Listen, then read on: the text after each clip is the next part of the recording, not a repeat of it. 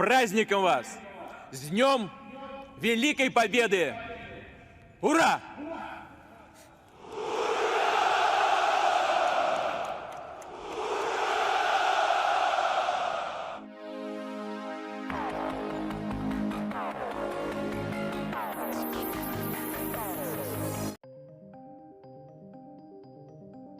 Presiden Ukraina adalah contoh telak seorang pemimpin yang tidak paham geopolitik, tidak bisa membaca sejarah secara terperinci.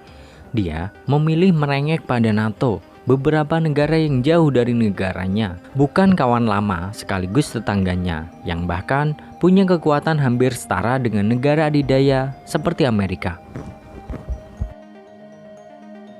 Konflik antara Ukraina dan Rusia sudah lama terjadi. Ukraina, Rusia, dan negara tetangga Belarusia menjadi negara adidaya di abad pertengahan.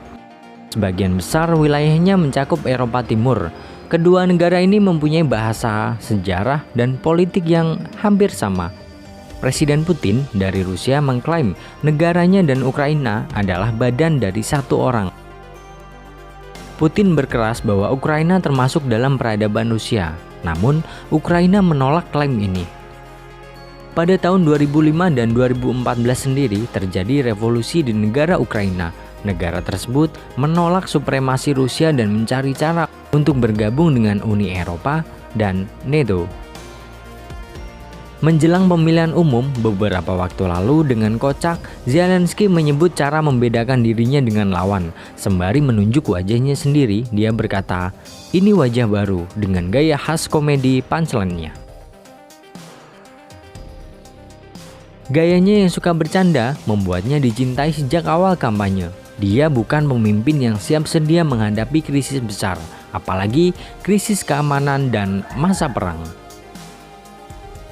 Dia menjadi terkenal lewat serial televisi dan film komedi.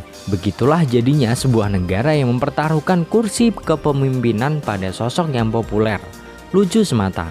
Di situasi darurat, di situasi tegang, di mana pasukan musuh datang dan siap merampas nyawamu, kata-kata lucu tidak bisa lagi menjadi obat bagi ketakutan. Ukraina ibarat seorang tetangga dengan rumah kecil yang menolak bersahabat dengan tetangga lainnya. Padahal tetangganya masih terhitung kerabat dekat. Sudah lama tinggal di kompleks itu pula. Ukraina memilih bergabung dengan klub lari pagi kecamatan sebelah dibanding bergabung dengan tim sekompleks yang lebih kompak dan lebih humoris. Ada sedikit rasa angkuh di sana. Kedamaian memang sudah menyergap Eropa selama 80 tahun. Namun hanya pemimpin bodoh yang tidak memasukkan kemungkinan perang dalam rencana kerjanya. Saat ini pertempuran sudah berlangsung di sekitar Kiev. Penduduk Kiev diminta mengangkat senjata melawan pasukan yang kekuatannya 4 hingga 5 kali lipat dari mereka. Zelensky beruntung banyak patriot yang dimiliki Ukraina.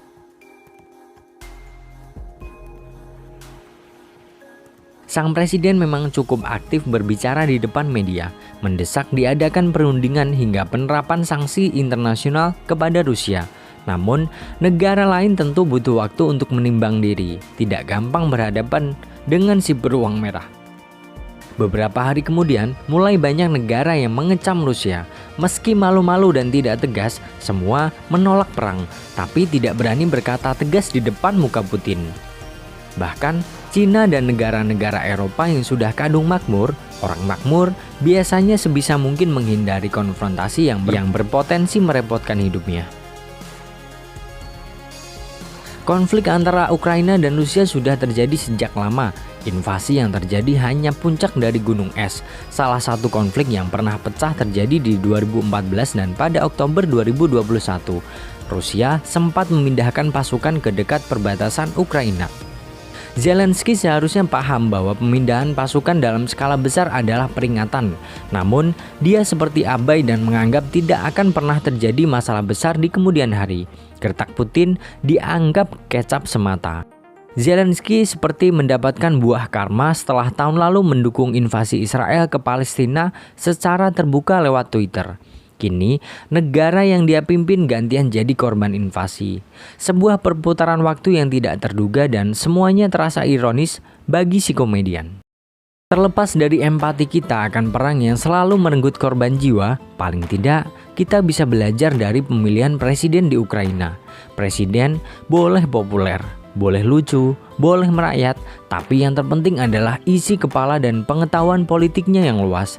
Seorang pemimpin tidak cukup hanya berani, dia harus bisa membaca keadaan, siapa kawan yang tepat untuk diajak bersalaman dan siapa yang mestinya ditutup pintu dan tidak diterima untuk bertamu. Perang tetaplah perang, ia tak akan pernah bisa adil, baik bagi yang kalah maupun yang menang. Tapi dari sesuatu yang terlanjur terjadi ini, pesan iklan minyak kayu putih perlu kita renungkan lagi. Cari pemimpin, jangan coba-coba.